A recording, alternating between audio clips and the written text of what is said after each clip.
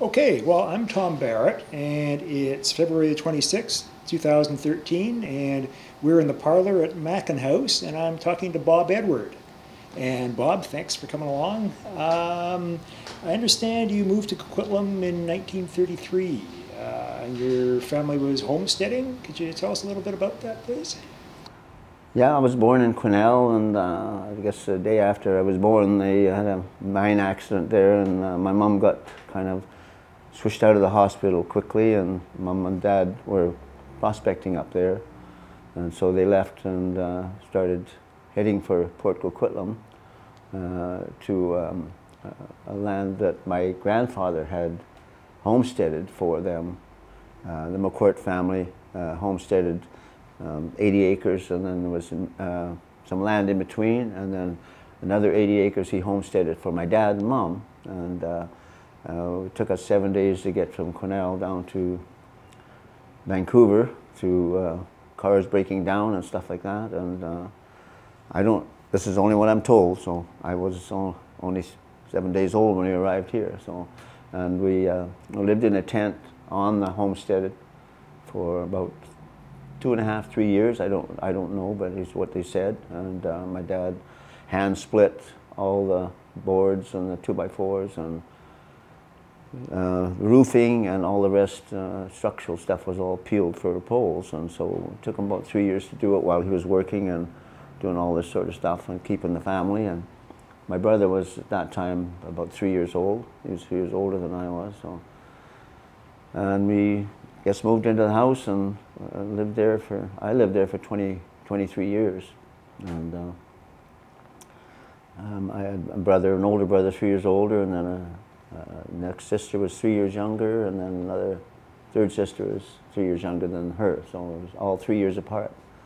I don't know whether it was good luck or planning, but it worked out fine. And we lived there like any pioneer family, I guess. My dad plowed an area, cleared it and plowed it, and with the horses. Everything was done with horse at that time. And Mom had a big garden, and we had chickens and ducks and geese eventually, after he got a barn built and a hay shed and horse and cows, and cow and horse one at a time. So we had everything we needed. And I guess I don't know when my brother started school, whether he started school the same time as I did or not. So he was quite a ways to school, and I don't recall whether he went to school before me, but I started it when I was 5, and we walked to the closest school, which was called Victoria Drive School. And I went there grade 1, 2, and 3, and then from there we bussed into grade 1, 2, 3. We took a bus then to Glen School, which is on Glen Drive in Port Coquitlam. No, it's actually in Coquitlam too, because we lived in Coquitlam, we weren't allowed to go to a Port Coquitlam school. And then when I managed to finally get into grade 7, we went to Coquitlam Junior Senior High on Austin Avenue, just up the hill from here. So, and I did 7, 8, 9, and passed into grade 10, and I figured that's enough for me. So I knew everything there was to know, so why bother? Yeah.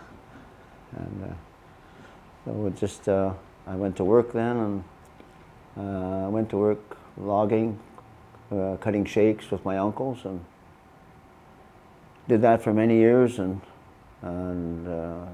eventually had my own logging outfit, and we did mostly cutting shakes and anything hand split out of cedar and stuff. We worked on Burke Mountain for many years, and then moved into Widgeon Valley when they were logging in there, and just continued on the logging. And I was logging for 65 years in the falling in business and tree service, and retired when I was 77, and here I am today. So. So what's your earliest memory of growing up on Burke Mountain? Earliest memory of what? Your earliest memory growing up on Burke Mountain. Working in the garden and looking, playing with my dogs, and we always had dogs, and we just, well, I had my mom and dad were as good as you ever get from Mom and Dad. The work was to be done, and Dad was a machinist at the time, working at Heaps Engineering during the war, and he was one of those guys. He didn't go to war because he was tied to a machine, and Heaps Engineering was building shipping stuff for boats and stuff like that. And at that time, if you either went as a soldier or you stayed in the machine shop, and there was no excuses of you can't get to work or you're sick or something like that. So he did that while Mom looked after the house, and my sister was born 3 years after I was, and then my younger sister, I remember my younger sister coming home. We lived at the top of the mountain there, way up high, so it was, no cars could get up. It was just horse and wagon and stuff. So I remember the horse and wagon coming when my grandpa brought my mom home with my youngest sister, Marjorie, and he couldn't come across the bridge. There's a very long bridge from where the road went up and went over to their homestead to here. It was an old logging bridge, but it got such bad shape that they couldn't drive it. The horse wouldn't go across it. So, and then my mom got out carrying the little bundle, and that was, I definitely remember that. My grandpa turned the horse around and he went home. So that was, you know, some of the things. And then we just lived like ordinary family, I guess, you know, grew our own veggies and stuff like that. And Mom and Dad went shopping every 2 weeks or 3 weeks, whenever they could get into town. But we didn't, I don't think we ever shopped in Port Coquitlam or Coquitlam. Of course, Coquitlam didn't have a town. Hard to say, I don't think Coquitlam has a town now, but anyhow, Port Coquitlam was our town, but we mostly shopped in Westminster because we had friends and stuff in there, and they would take the whole day and go into Westminster, do the shopping, and then go back home. And when we got a little older, then we would stay home, and Mom and Dad would go shopping, and then maybe stay out, go dancing and stuff like that. And my brother was old enough to babysit, and we never ever had a babysitter as such because it was too far for anybody to come. So my brother was able to look after us, or we looked after ourselves, and got into lots of trouble, and didn't do anything really bad. Nearly burnt the house down a couple of times, but other than that, it was fine. How did you manage that? Well, we had gas lamps and kerosene lamps. We didn't have any electricity, so it was we had to light the lamps, and everything was wood stove, and we had to pack all the water and stuff like that. So the odd time we'd do something stupid with a light and knock it over, and oil would catch fire. And the gas lamps are okay because on that the gas was sealed in the tank, you know. Well, the kerosene lamps, if it broke, the kerosene would run, and it would, if it caught fire, then you got a fire. So, but we managed always to get them out and big trouble when Mom got home, I'll tell you. Yeah. But anyhow, she didn't, you know, it didn't ever stop us from doing it. They still had to go to town, and we still stayed home and looked after things, and it was, we had strict rules and stuff like that, and we lived by it. And those days, was certainly able to wallop your kids. And I have to say, I never ever got walloped by my dad, but my mom was pretty good at it, and you know, so she figured it was fair. You know, we earned it. You know, but, you know, just very nice childhood. We had the whole mountain to roam on. We had lots of wild animals, and I learned to shoot at a very very young age. I had a .22 probably when I was 7 or 8, and Dad taught us how to use it. My brother had one, and we'd hunt for grouse and stuff like that, and go fishing in the creek. Mom needed something for supper. We got rushed down to the creek to get some fish for supper, and just it was lots of trout, and we had no problem catching them. We just go down. If you wanted 6 fish, we got 6 fish, brought them home, right? And then we cleaned them in the creek, and then always put the guts back in the creek so the other fish could feed on them, or the birds or something like that. But never ever were we hungry. We never wanted for anything. So it was good life. You know, just unlike anything I see today. You know. What other kind of animals were up there? Pardon? What other animals were up there? What other animals? Yeah. You mentioned a cougar when I was Oh, talking we to had, you. yeah, there was quite an abundance of cougars at the time, and lots of deer, and because when there's lots of deer, there's lots of cougar. And there was bear we'd see frequently, but the odd coyote, not like there's in town, but you know, there wasn't coyote in town then either, and foxes, lots of raccoons, lots of skunks. We used to really raise heck with the chickens. Skunks will kill chickens, and the weasels are really bad. They'll kill chickens, and but they just suck the blood. So many times I've tried to beat a weasel half to death when he had one of the chickens, but they move pretty fast. And, they're only little, they're like a real skinny rat, right? They're very, very long and thing, that they can run, and they have an odor like a skunk too. They stink. If they will, I don't know how they do it, whether they pee like a skunk or what, but they will get quite a stink if you happen to get one in the house and scare them. They make a stink too. Not near as bad as a skunk, but we had many, many, many skunks in there. And Dad one night, we heard noise and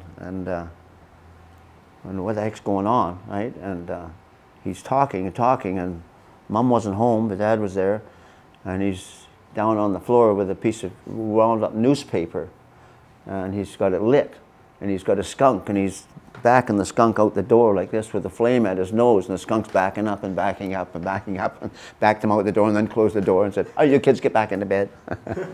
So, but they don't like fire, and they won't take their eyes off it, right? So he wouldn't turn around. So went very, very carefully and out the door. So, but that was our biggest problem, was I guess raccoons and skunks. They kill the chickens and ducks and stuff like that. But never was bothered by any animals. Never was, I was, in later years, like 10 years ago, I was chased by a cougar, but or stalked by one. But there's more cougars now than there ever has been in this day and age, right now out where we are, because people don't hunt anymore. In those days, there was always hunters around. People were always hunting. Come and shoot deer all the time, and nowadays there's no hunters. We'd shoot deer. I didn't like shooting a deer because I don't eat that much meat. And when I had kids, I used to go out and shoot one deer every year when I lived on Victoria Drive. And then I raised pigs too. We never raised pigs at home because my dad didn't like pigs. We had cows and a horse and chickens and ducks and geese and stuff like rabbits and stuff. But when I raised pigs, and I'd raise them and I'd shoot a deer, I was working then logging. I had my own logging show in Widgeon Valley. And when I wanted a deer, I'd just take my gun with me. And when I seen the deer that I liked, get out of the truck and shoot him and bleed him and put him in the truck and take him home. And then I'd kill a pig at that time, and then mix the pork and the deer together and make a hamburger, and then take all the good parts of the deer and the good parts of the pig. And at that time I had a freezer and stuff. That was later years, because I had electricity when I was 25, so it was sometime after I was 25. Living on Victoria Drive. What was it like without electricity? I guess you had a wood stove, did you? I don't know. It was one of those things, you grew up with. It's like, if you grew up with 4 fingers, you don't miss it. And we never missed electricity, never thought about it. We got an old generator one time. My dad bought an old generator and with a single-cylinder engine on it, and we got that thing going. But it was a direct current generator. It wasn't AC like we have today. And he hooked that up. He must have got it for next to nothing, I guess. And we hooked it up, and it was quite. We had lights, but that's all you could run off it, because you can't run radios or anything. It has to have AC. But we had lots of fun with that thing, because it was 110 volt, but if you happened to, you couldn't have regular switches on, because you shut the switches off and it would arc and burn the switches out. So we all had special switches used, and lots of blue sparks and stuff like that with the direct current generator. And actually, once I left home, my Dad did get another generator when Mom and Dad were still living up there, but he hooked it all up and wired the place and did all that, so he had electricity whenever it would run, or whenever he didn't run out of fuel or something like that. So It's still sitting up there today. The generator's still sitting there. And the old house is still there. In very, very bad shape, but it's still there. With being all cedar and stuff like that, it doesn't rot. It stays pretty good.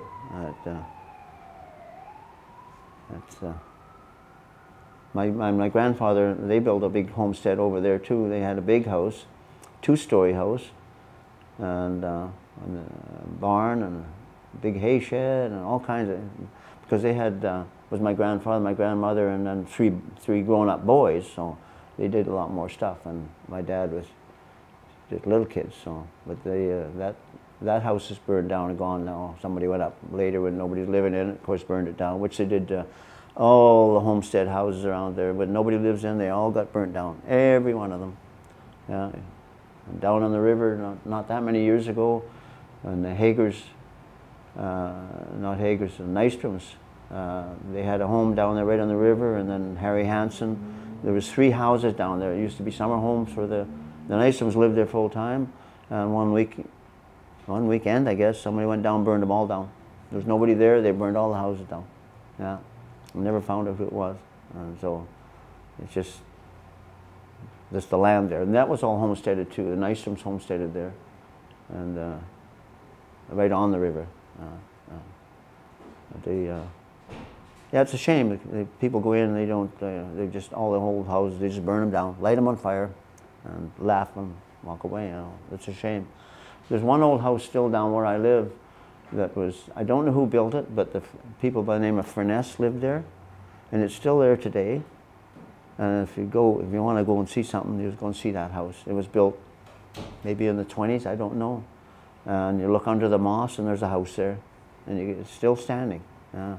A beautiful old home that nobody lives in. I don't know who owns it. Somebody bought, there's 3 40-acre blocks, and that house is still on there today. So. You told me a story about the first time you met a cougar. The first one? First time you met a cougar? Oh, well, I was with a guy named Harry Powell. Harry Powell? I don't know. I think it was Harry. It was Harry something anyhow. And Harry and I he wanted to go for a walk up the mountain, and I was a little kid, and so he wanted me to come with him. And I had my little dog. I had a little wire-haired terrier, and so we went way up the mountain. And he was looking at this big log that was down over the bank on the logging road up there. Everything was growing in, but the logging road hadn't been used for years. And we were arguing. He said it was cedar, and I said it was fir. You know, but you know, he was an older guy, should know what he was talking about. But as it turned out, it was fir. And so he was down the bank, and I was just on the edge of the bank, and I heard my dog barking and kind of howling, and I ran out onto the road. And here's my dog coming full speed down the mountain, down the trail with a cougar after him. And I didn't know, I'd never seen a cougar before. And I just, trying to save my dog, I yelled at the cougar and I ran after him and put my hands up in the air, and the cougar turned around and run the other way and run up and down and then leaped from the bank onto a tree and then climbed up the tree, and he's there. And by this time Harry's coming up, and what's going on, right? And I said, well, it's a bobcat, I called it. You know, I said, it's a bobcat or something, right? I knew it was a big cat. And so he went and looked at it, and he said, that's no cat, that's a cougar. I said, let's get out of here. So, and he didn't know what to do, and so there was another guy, I remember his name too, was Bill Towell, and he was a hunter. He went up hunting deer, and he'd been there, and I think this Harry guy and I walked up, and Bill was down going to go hunting. Anyhow, so he said, you go down and get Bill and tell him to come up. And so he come up and brought his gun along, and he shot the cougar. And we dragged it home with a horse and stuff like that, and it was one of the biggest ones they'd ever seen. And there was a bounty on cougars then. And I was the richest kid in the neighborhood.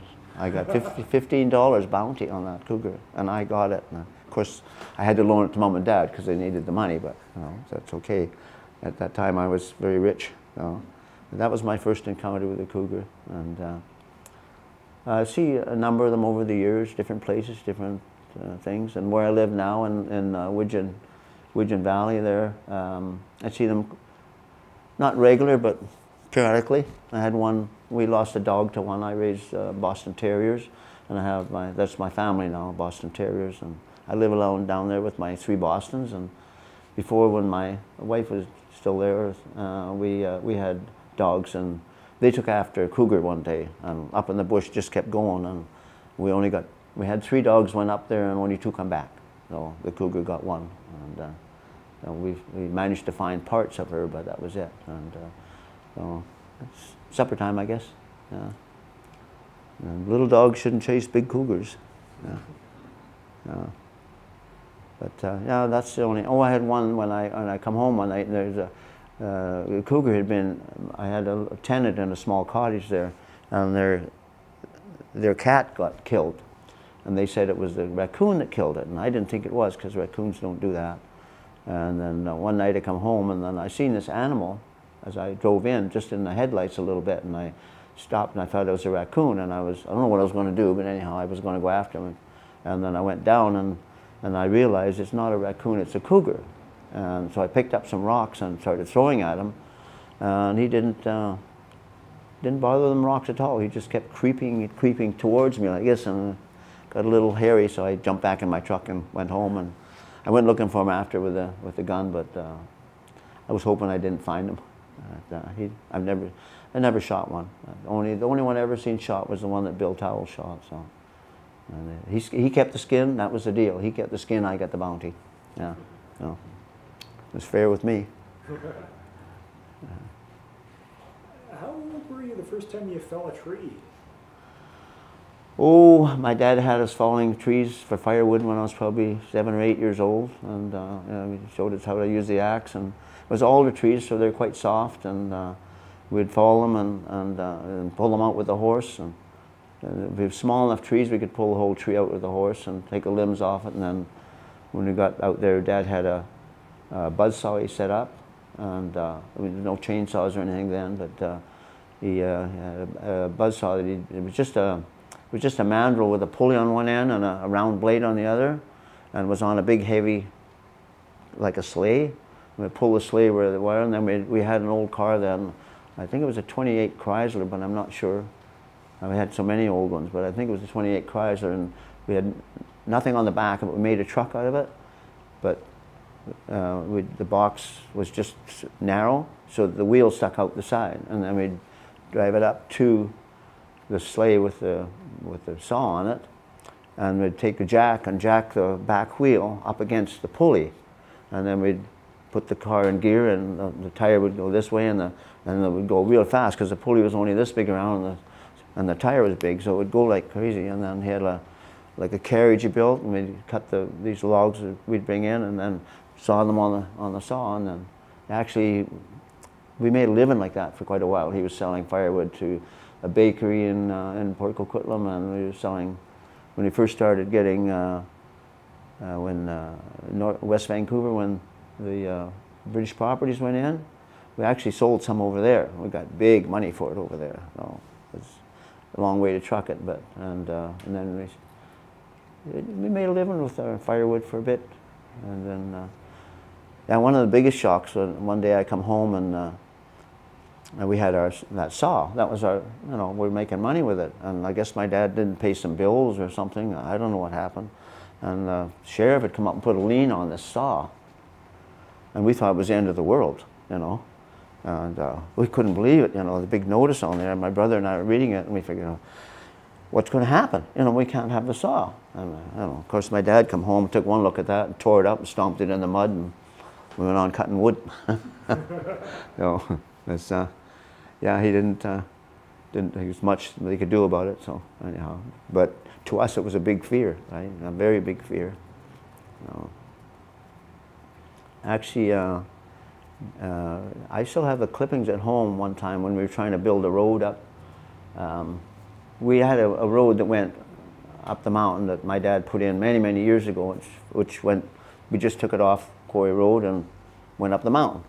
And it was an old logging road that went straight up the mountain because they used to bring only logs down, and when we wanted to get up, so we made it switchback like this, and then we could get up sometimes. And And my grandpa used it sometimes too because he went up the other side. But then when Mr. Hamber bought the property down below from Hamber from Minicata Ranch, they sold the ranch to Clarence Wallace, and then Mrs. Hamber wanted to live out there still, so they bought a house from Pike Ewing.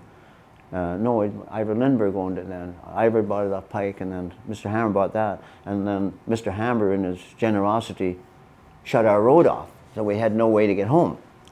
So it didn't faze my dad too much. He had bought a bulldozer, had one, I don't know, and we proceeded to put a road down where Edward Road is now. Started at the top and worked our way down, and then we just put logs in the creek and built a bridge over it and built a road and stuff like that. And it was really bad, it was muddy. And then Mr. Hammer complained again because we got mud in his fish culture ponds. And so I guess he complained to the city of Coquitlam, and Jimmy Christmas and half the council decided that Mr. Edward couldn't put his road through there, so they sent their big machine out and dug holes, the big ditches across the road. And this is all documented. And they cut my dad off, cut us off. We couldn't build a road there, but it was on the road allowance. So my dad was an obstinate little bugger, right? He was not being put off by council and stuff like that. It didn't affect him at all. So anyhow, he just went down and talked to the shovel operator. And when he stopped, he said, you know, bucket down. And Dad sat in the bucket and says, no, I'm not moving. And he sat in there until they signed an agreement. It took all night and the next day, and all the counselors were out there and the police and everything else. And my dad wouldn't get out of that bucket. He sat in that bucket until they signed an agreement and filled in all the holes and put culverts in for him. And so it's in there. Called him the Burke Mountain Man. So I've still got the clippings out of the paper. No, that's. Yeah, he wouldn't back down from too much, my dad. No. Little as he was. No.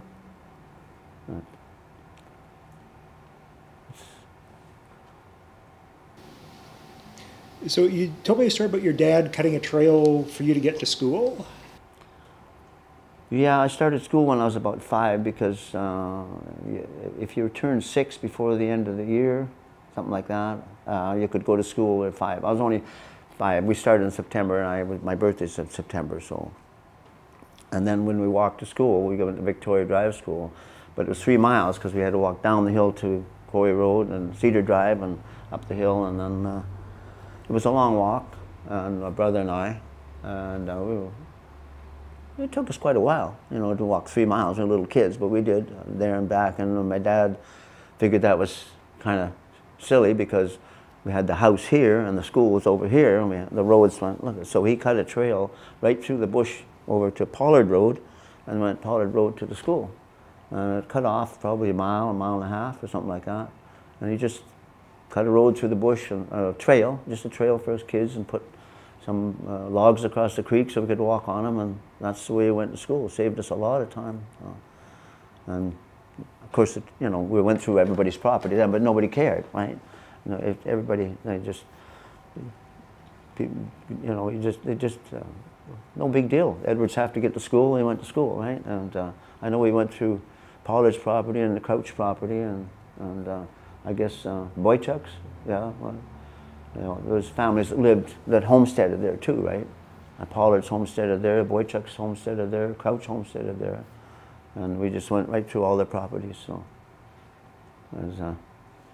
today, you don't want people going through your property because you only got 1/8 of an acre or something. So they had lots. So, and we knew everybody.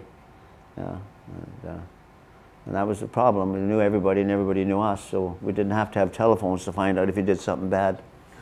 The word got home pretty quick. Yeah. We were good kids. We didn't get caught very often. How many neighbors did you have? How many people were living on the mountain then?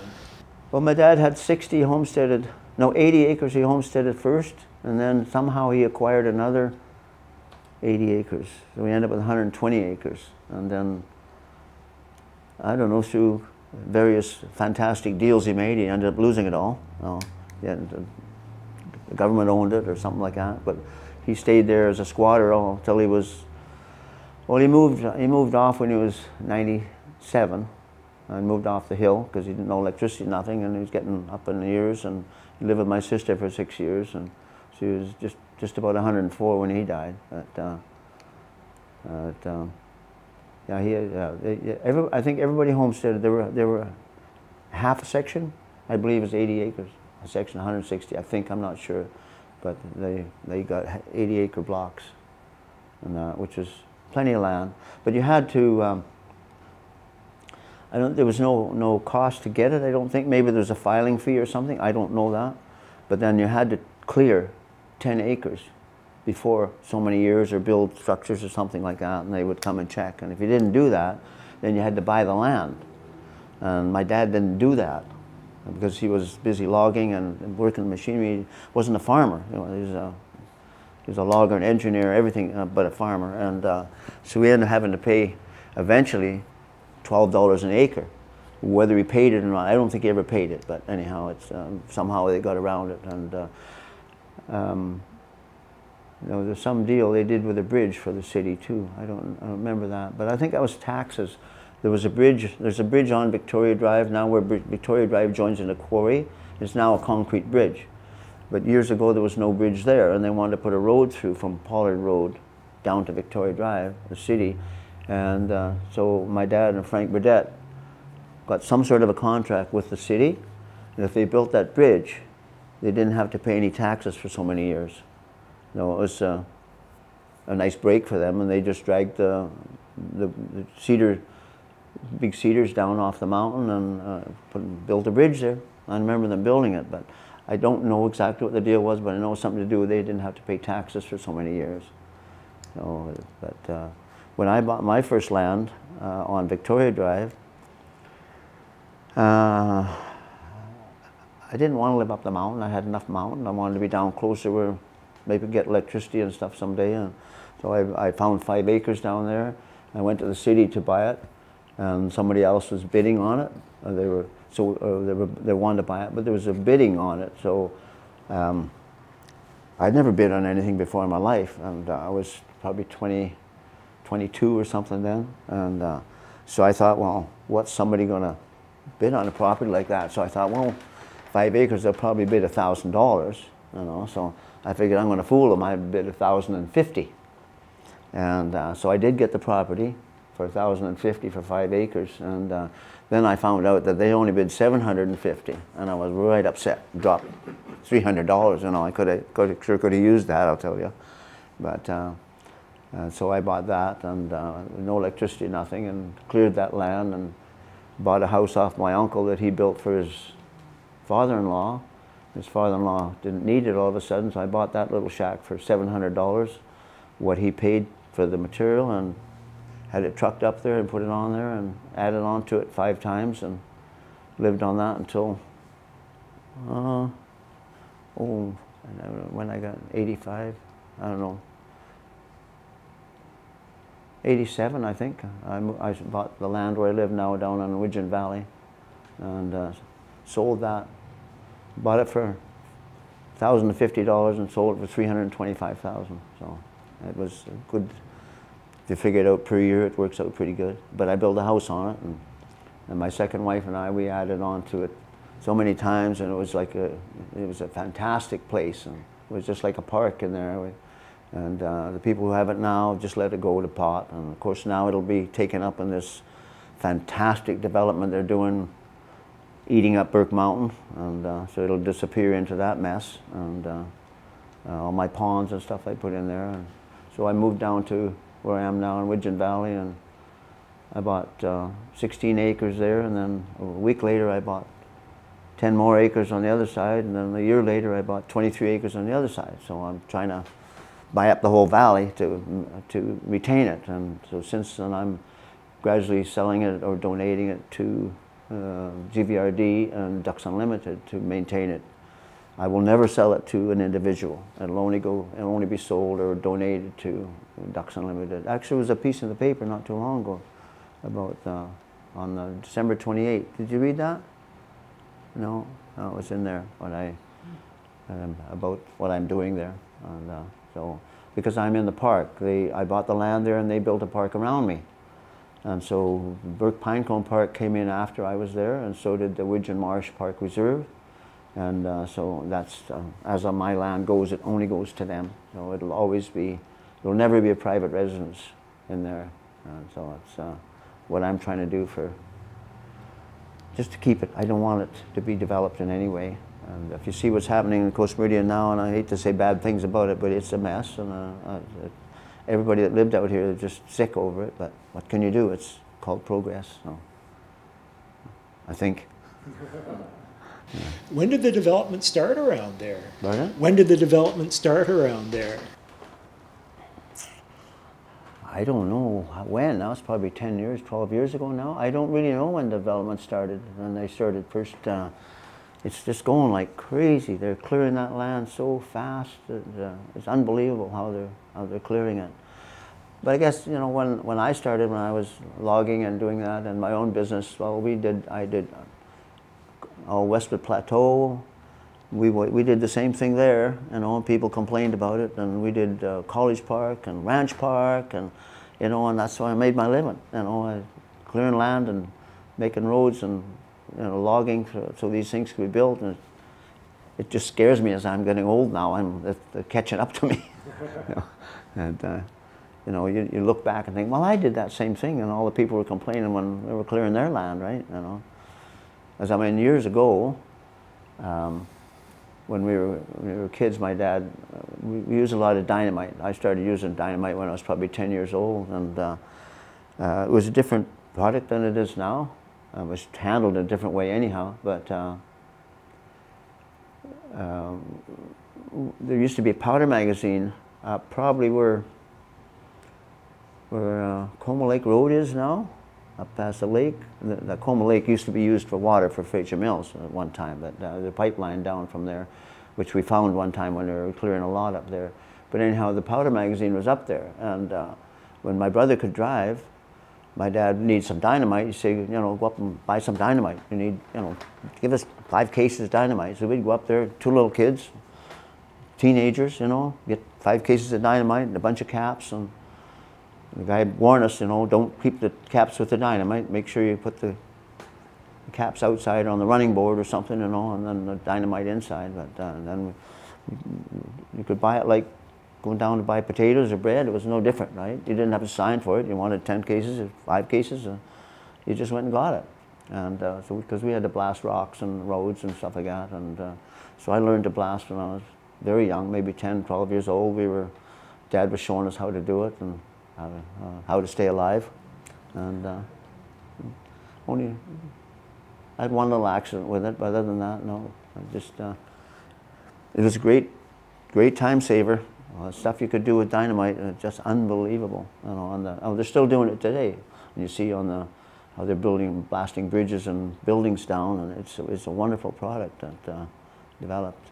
And the house I'm building now, I'm building a new house now. I built one down there. When I moved down, the ex-wife and I, we built a big home, which it's now belongs to Ducks Unlimited and GVRD, and I'm renting that and building another one on my 10 acres. And I blasted out about 500 tons of rock, and I'm building the house in the place I blasted out of a cliff to be in the right place where I wanted to be. So that house will be finished, I think, this year sometime. So I've been working on it for 3 years now. So I'm just still enjoying it. You said you had one little accident with the dynamite? Well, I was building a driveway into my house when the house I bought on Victoria Drive, or the property I bought, and there was an irritating little stump I couldn't pull out with my truck, and so I figured, well, dynamite's the answer. And you know, I put 2 sticks under it, and I dug a hole, put 2 sticks of dynamite down in there, and had a fuse on it, and you light the fuse. It was not electric, like now it's all electric, right? Well, I lit the fuse, and then what you do is you have water, and you dump water on top of it. It's the best packing, because it goes into everything and it packs, and it's heavy, and so it just, you know, mud and stuff like that, it flies. Water doesn't hurt anything, and water's really good. And so I lit the fuse, and then I had 2 or 3 5-gallon buckets of water there, and I lit the fuse, and then I'm dumping the water on it, and I dumped the last bucket, I got a runner in the fuse. What that is when the fuse is packed, the powder is not packed solid in it, so it'll run slowly like this, and then it'll jump ahead as it goes from this piece of powder to the next, and it can go off way sooner than it's supposed to, and that's what happened. The last one on, and it went off in my face, and drove rocks into my face and in my eyes, and sand I couldn't see, and I just turned, and the last thing I see was my house, and I crawled on my hands and knees till I found it. And I had a pipe in a little stream that was up the back. I didn't have water in the house, but I had it outside, and it just ran all the time, and we just filled a bucket and took it in the house. And I found that, and I laid underneath it and washed my eyes, and I finally seen some light, and it was mud packed in there solid, and I wasn't blind at all, but I managed to get it out, and my wife dug rocks out of my face for quite a while, and turned out all right.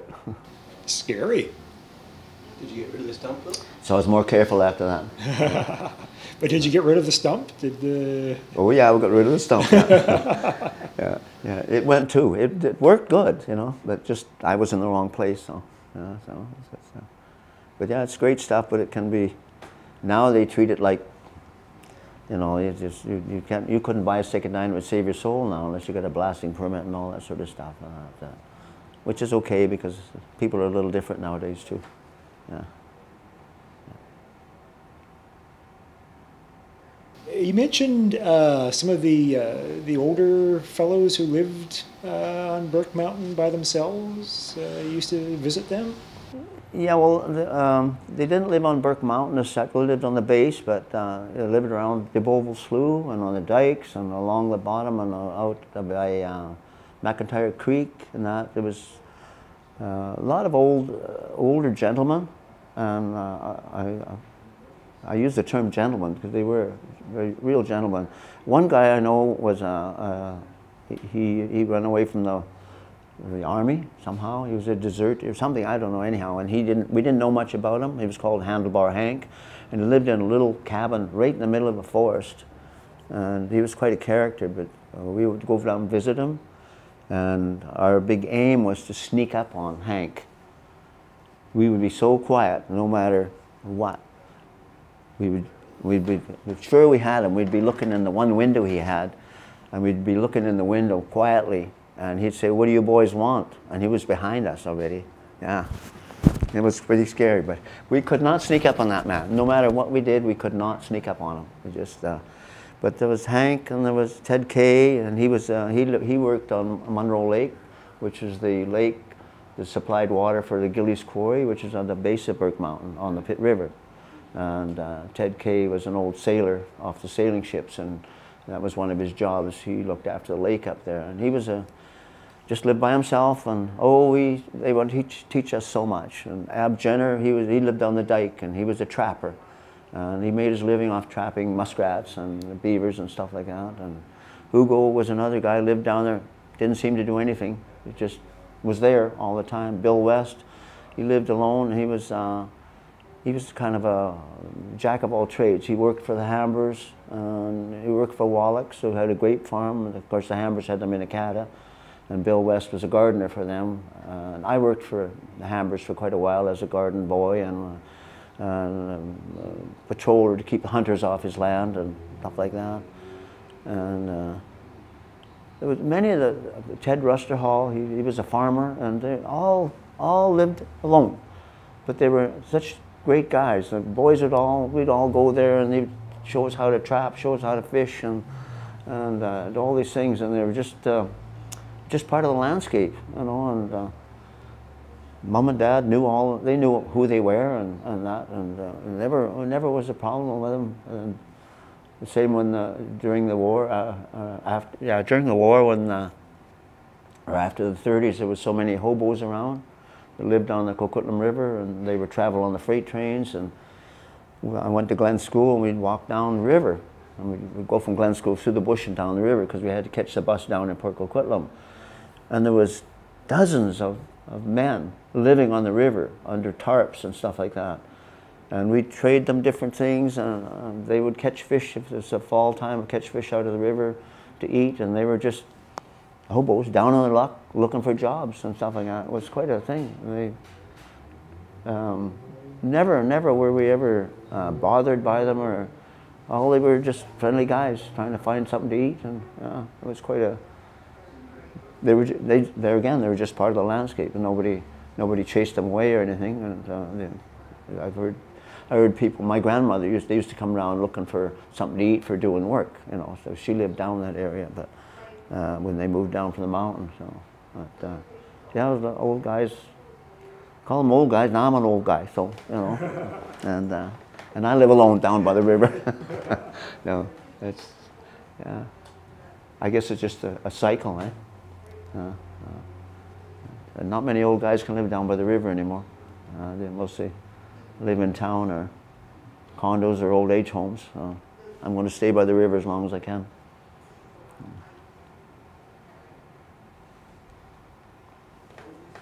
Edward Road was named after your family? Yes. Yeah. Well, Edward Road was the road that was put in when the city tried to stop them. And that was actually on a road allowance. And Edward Road is now paved up a little ways, and then it goes to the original little road that goes up there and to the old homestead. And that road still, it's passable. It's a trail more or less, but it ends. There's 3 or 4 houses on Edward Road now. Let's see, there's 1, 2, 3, 4, 5, 6, 7, 8. There's 8 houses on Edward Road now, which is, you know, over the years they've sold them 5-acre blocks and that, so that was named after us. Only unfortunate thing, it's got an S on it. It's called Edwards Road, so I sneak up every once in a while and put a apostrophe on it. They got it wrong. Yeah, they got it wrong, yeah. Much to my dad's surprise, but he was really upset, but they wouldn't change it. Oh. But it's our road, so you just put apostrophe there, so it's not Edward Road, it's Edwards Road. It belongs to the family, so, yeah. You think you'd have the city change it if it's your name? It's crazy they wouldn't correct it. I didn't hear that. Go ahead. He was just saying it's ridiculous. It's named after you, and they wouldn't even correct it. Yeah. The city wouldn't even spell it right. Well, they didn't ask. They just named it Edward because, you know, we were there. And there again, the city does this. They don't ask questions. They just go out and do things. And, you know, they don't ask the people. They named all the creeks around there, changed all the names of all the creeks. All the creeks had names. And now they all got different names because somebody in City Hall decided, we want to name that creek, you know. And they changed the names of all the creeks, you know, so that the old timers, they get upset with that, but you know, they just let it go, you know, because somebody in City Hall that wants to name it, well, they name it. Now we got Smiling Creek, got Partigan Creek, got all these creeks. Never heard of them before, you know. And Monroe Creek kept its name, but that's the way out, and so did McIntyre Creek. They kept their names. The other ones, anything from Partigan Creek, I guess, anything in this way, they changed all the names on it, you know. And And the city didn't even ask? They didn't come around and say, what's this creek called, or anything like that? the city doesn't ask anything about you know, the people that lived here all their life. They never asked. They know everything in City Hall. They do fine. Yeah. They do just fine, thank you. They get the opinion, do you like this, or this, because this is what we're going to do, you know, and that, yeah. So it's unfortunate. It's hard on the old people. The young people don't mind, but the old people, they say, why didn't they ask us, you know? And then they do all these things, and they say, it doesn't work, you know. Well, why didn't you ask somebody who's lived here for 50 years, right? They wouldn't have that problem, you know, but they don't do that. It's the same everywhere. You know, they don't ask the people that live there. They just, you know, somebody, he's an engineer, must know, right? So, anyhow, I'm sure they know their engineering, but they don't know the names of the creeks, they don't know the roads, they don't know. Like lots of roads down there that grew over and they're not in road allowances. You know, like Quarry Road, I don't believe is yet a gazetted road. Quarry Road was put in there by the Gilly brothers to get their people into the quarry. They never ever hauled rocks out, but there used to be company houses in there for Gilly's Quarry, which is, the quarry is still there, but it's now owned by a German outfit, Heidelberg, they activated it a while ago, but then they shut it down again, and I forget the name. anyhow, it's owned by them. But the Gilly brothers actually put that road in there. But they just put it in wherever it could go. And it's just been maintained by the city. And I don't think it's a gazetted road. And if they get big frost, we still get the mud coming up because there's only gravel on mud, you know. And it's quite a road, but it just follows the contour of the land, wherever it could go. And there used to be I think six houses at the quarry when it was Gilly Brothers, and the people lived there year round. And then down on the water there was different, the older people that lived for years, Doc Kemple and Grant Hall. He lived down there, and the Routleys and stuff like that. They've owned these places for years and years and years, and nobody ever sells them. But the city managed to buy 2 places down there now that border on the water. They got their finger in the. They can get out to the water now. Before there was no way to get out onto the Pitt River by the city. There was no road out there. But now they own 2 pieces of property down there that they bought from people who sold. And it was no, you couldn't get out to it at all.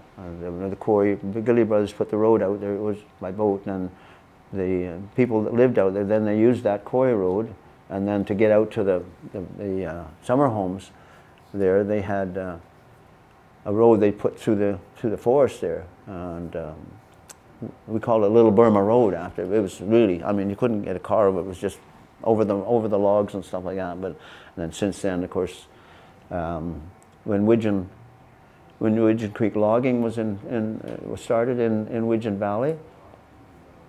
When I started logging there in '49, we went in by boat because there was no road, and we went in Widgeon Creek, went up Pitt River and up Widgeon Creek, and they dredged out the creek, and they brought the logs out by boat, and then in 1953 or '54, Bill McClellan, he bought 23 parcels of land in there, and because he owned the land, now he put a road from where they were logging in Widgeon Valley all the way out to meet the quarry road, and so that's how the road got there.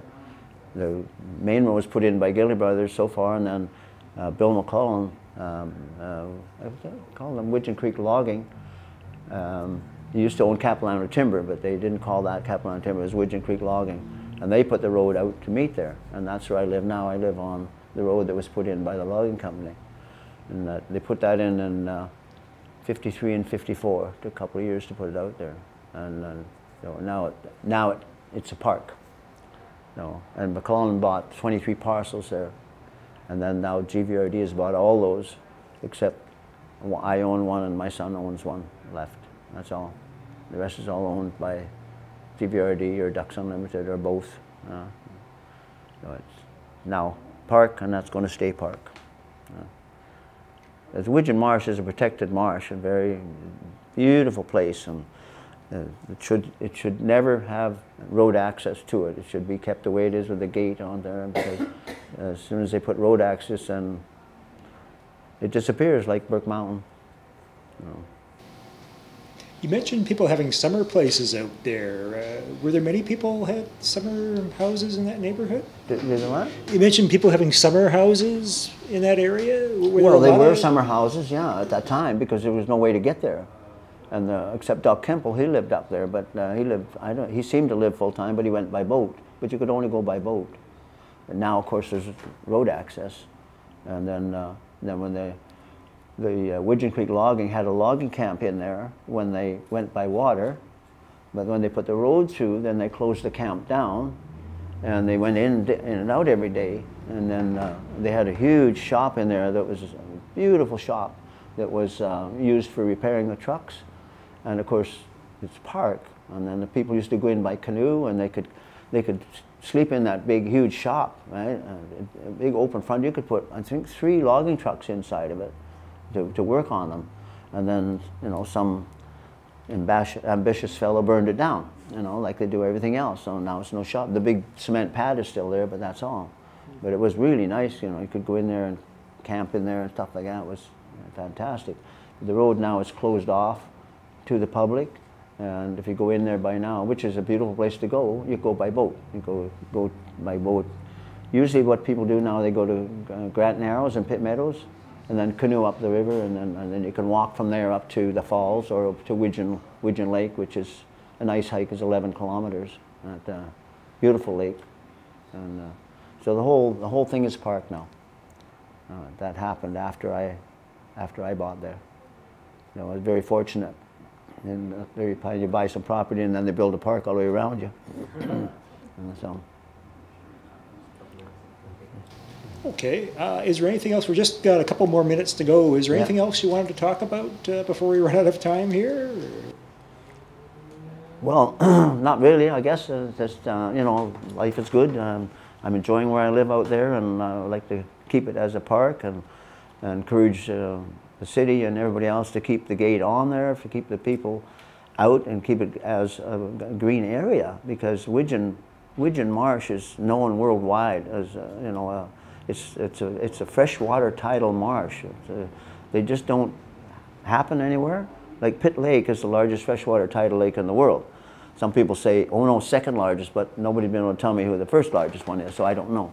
But it's 23 kilometers long and 592 feet deep at the deepest point, and it's affected by the tide, the ocean tide. And in front of my house, part of the day is no water and grass, and part of the day it's all water. So it's fantastic, and the wildlife there is just unbelievable because of the tidal marsh. You get a different grade of animals, birds, and everything that live there, and so it's something that should be kept forever and ever and ever.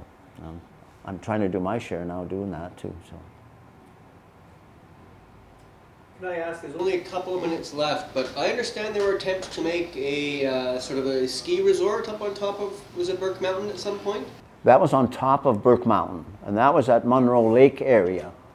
And yes, somebody talked about that quite seriously, and that, but the project they had was, you know, they were going to have people up there, ski resort and all that, and they were going to dump treated sewage into Munro Creek, which would run into Pitt River. And, you know, I mean, what a way to save the place, right? You know, and so it was shut down as quick as we could. Right. But you know, when was that? Did that happen though? That was like 50s. Pardon? When did that actually happen? oh, I don't know. Now it's 10 or 12, 15 years ago. Oh, okay. I thought it was Yeah, longer. they were also going to build some Japanese and in concert with the city of Coquitlam, Lusakora era, they were going to put a golf course in the whole area out in that McIntyre Creek area. They had surveyors out there, everything. Well, it's you know, we fought it, you know, like crazy, because it was, you know, they just wanted to develop everything, and so it was nice it didn't happen. But that one up on top, it didn't get very far, because they flew helicopters, and they had engineers up. They built cabins up there and everything to study the thing, and you know, it's a fantastic area. But you know, you got to walk 2.5 hours to get up there, which is it's a beautiful hike, Munro. And it used to be a dam that was dammed by Gilly Brothers to maintain water level in the creek, so that they could run their generators. They had a big Pelton wheel and generator to produce electricity at the quarry, because the first big machine they had in there was an electric shovel. It was all run with electric motors, a huge machine.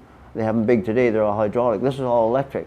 And they ran that and the crusher and all that stuff with electricity produced by water from Munro Lake. And the reservoir is still up there. The reservoir is blasted into the mountain. It's about 60 feet deep, and I don't know how far, maybe 30 or 40 feet across, and it's straight down. You fall in there, you got to walk out. If you're able to walk, you walk out where the pipe used to go at the bottom. They blasted that into the rock, down into a little cliff, and that's where they stored the water, and the creek kept it full, and they maintained the water level in the lake to keep that flowing into there, so they had water for the quarry. And the pipeline for the quarry is mostly still there. It was wood stave pipe for the first part, and then went into metal pipe, and it still crosses under Quarry Road and goes down into the quarry. And the quarry is still it's still there, but they had some union problems, so they shut it down. It was a shame because it's, I was getting a lot of gravel from there to build my new house, my roads and stuff, and they shut it down. So now I have to bring it in from Allards and someplace like that. So it's a little bit more expensive, a whole lot more expensive actually. Yeah. So. We've got 1 minute left. Okay, anything more you want to say? You've got 1 minute. Summarize. Well, I guess I have to thank you guys for your interest and see, because you know, so many things get forgotten, and people say to my dad all the time, "You should write a book. You should do this. You should do that." You know, yeah, we should, but we don't. You know, and so much things get lost, and you know, this is an opportunity to retain some of it, my memories, and you know, and there's other people around, which I'll probably help you find some that are. Actually, some are older than me. It seems hard to believe, but you know, people are older yet. Anyhow, and that lived on the mountain and lived there, and will be probably real happy to help you out. And they have a different aspect because we lived there, they lived here, and you know, it's quite a place, you know, to actually be brought up on, and so close to the city, and yet we're in the middle of nowhere, and that's where I live now. I like to think now. I'm so fortunate. I'm an hour from Vancouver, but I don't have to be in Vancouver, and I don't have to go there. I don't have to go to work, and you know, when I go to my place, I could be 50 miles from anywhere because you can't see another house, you can't see anything. It's a fantastic area, and I would certainly like to see it stay like that forever. I know it won't, but we're going to try. Well, that's great, Bob. Thank you. You're welcome. You don't